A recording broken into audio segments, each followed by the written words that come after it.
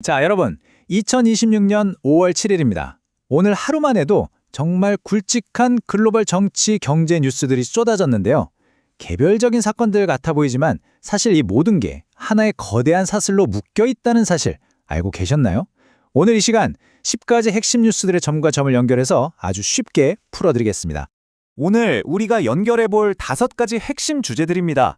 중동발 에너지 충격부터 물류 대란, 꺾이지 않는 미국의 고금리, 이게 아시아에 미치는 타격, 그리고 마지막으로 글로벌 자본이 어디로 이동하고 있는지까지 이 모든 게 어떻게 하나의 거대한 경제 도미노처럼 엮여 있는지 지금 바로 파헤쳐보죠.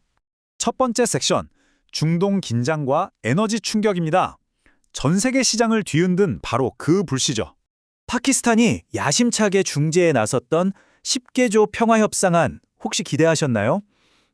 아쉽게도 미국과 이란 양쪽 모두에게 단칼에 거절당했습니다. 특히 트럼프 대통령은 이 제안이 미국의 이익을 전혀 충족시키지 못한다고 아주 명확하게 선을 그었죠. 결과는 어땠을까요? 억눌려 있던 유가가 말 그대로 용수철처럼 튀어오르면서 중동의 긴장감이 최고조에 달하고 말았습니다. 자, 두 번째 섹션으로 넘어가 볼까요? 호르무즈 물류 대란 장기화입니다. 전 세계 무역의 숨통을 조이는 병목 지점이죠. 여기서 골드만삭스가 아주 무서운 경고를 내놨습니다. 호르무즈 해협의 지정학적 불안은 그냥 며칠짜리 단기 이슈가 아니라는 겁니다. 불가피한 물류 대란을 초래할 거라고 딱 잘라 말했죠. 배가 제때 못 뜨고 해상 운송료가 폭등하면 어떻게 될까요? 맞습니다. 전 세계적으로 인플레이션 압박이 다시 확 거세질 수밖에 없습니다. 실제로 지금 바다 위는 그야말로 대혼란 그 자체입니다. 이란이 해협을 아예 꽉 막은 건 아닌데 일본 선박 같은 일부만 콕 집어서 통과시켜주는 선별적 개방 규칙을 들이밀기 시작했거든요. 당연히 아랍에미리트 같은 주변국들은 이 불규칙한 통제에 엄청나게 반발하고 있고요. 룰이 이렇게 휙휙 바뀌니까 물류시장의 불확실성은 말 그대로 폭발하기 직전입니다. 그럼 여기서 우리는 아주 중요한 질문을 하나 던져봐야 합니다. 유가 폭등에 물류 대란까지 이 무시무시한 이중 충격이 덮쳤을 때 과연 미국의 거시경제 정책이나 전 세계 수출 시장은 어떤 반응을 보이게 될까요? 세 번째 섹션, 꺾이지 않는 미국 고금리입니다. 미 연준의 매파적 기조를 한번 확인해 보죠. 메리 데일리 샌프란시스코 연준 총재가 아주 쐐기를 박았습니다. 올해 금리 인하는 적절하지 않다. 올해 안에는 금리 안 내린다는 겁니다. 차기 연준 의장으로 지명된 케빈 워시의 매파적 입장하고도 딱 맞아 떨어지는 발언이죠. 주식시장은 조기 금리 인하만 오매불만 기다리고 있었는데 여기에 완전히 찬물을 확 끼얹은 셈이 됐습니다. 게다가 트럼프 행정부의 움직임도 심상치 않아요.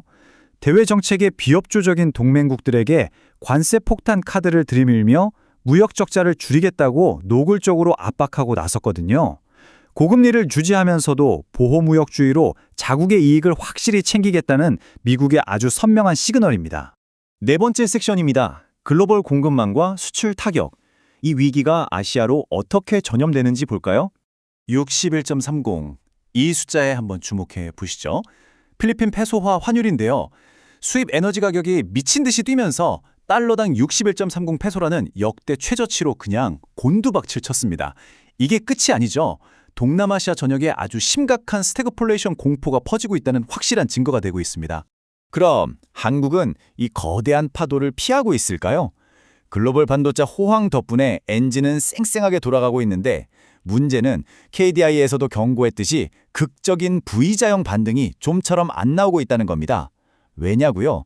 아까 말씀드린 무자비한 물류 충격에 천문학적으로 뛰어오르는 에너지 비용이라는 아주 무거운 모래주머니들이 한국 수출 경제의 발목을 꽉 잡고 안아주고 있기 때문이죠. 마지막 5번째 섹션입니다. 자본 이동과 시장 격변, 안전자산을 향한 대이동을 추적해 보겠습니다.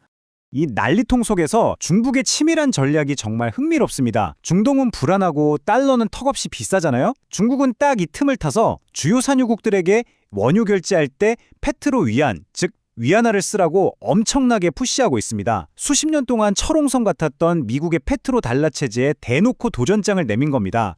한편 미국 금융시장 안에서도 거대한 지각 변동이 일어나고 있어요. 영원히 우상향할 것 같았던 엔비디아 같은 AI 빅테크 기업들이 진짜 수익이 나는 게 맞아? 라는 시장의 날카로운 의구심 때문에 꽤 매서운 조정을 겪고 있거든요. 그런데 그 빠져나온 엄청난 자금들이 어디로 갔을까요? 바로 비트코인입니다. 새로운 디지털 안전자산으로 꼽히면서 기관 투자자들의 돈이 몰려 비트코인 도미넌스가 무려 3년 만에 최고치로 뚫고 올라갔습니다. 그리고 글로벌 자본이 새로운 성장을 찾아 군침을 흘리는 곳이 또 하나 있죠. 바로 인도입니다. 지난 4월 인도의 물품 서비스세, 즉 GST 징수액이 자그마치 2조 4,300억 루피를 찍었습니다. 사상 최대치예요. 거대한 내수 시장이 말 그대로 폭발하고 있다는 걸 숫자로 증명해내면서 포스트 차이나로서의 투자 매력도를 완전히 굳혀가고 있습니다. 자, 오늘 살펴본 핵심 내용들 싹 다 모아서 정리해볼게요. 2026년 5월 7일 오늘 쏟아진 10가지 뉴스들이 우리에게 던지는 메시지는 명확합니다. 중동발 지정학적 리스크가 장기화되고 미국의 고금리가 절대 꺾이지 않으면서 전 세계 공급망 타격과 엄청난 환율 변동성이 한꺼번에 덮쳤다는 거죠. 그 어느 때보다 투자자 여러분의 각별한 주의가 요구되는 상황입니다. 이제 여러분의 포트폴리오를 한번 진지하게 점검해 보실 시간입니다. 글로벌 공급망은 곳곳에 금이 가고 있고 거대한 자본은 새로운 피난처를 찾아 쉴 새 없이 국경을 넘나들고 있습니다. 이렇게 새롭게 열린 장기적 불안정의 시대, 과연 여러분의 투자는 안전하게 준비되어 있으신가요? 경제는 이처럼 치밀하게 연결되어 있고 변화의 도미노는 이미 쓰러지기 시작했습니다. 이 거대한 흐름의 다음 종착지가 어디일지 앞으로도 저와 함께 계속 지켜보시죠. 오늘 핵심 분석은 여기까지입니다. 함께해 주셔서 감사합니다.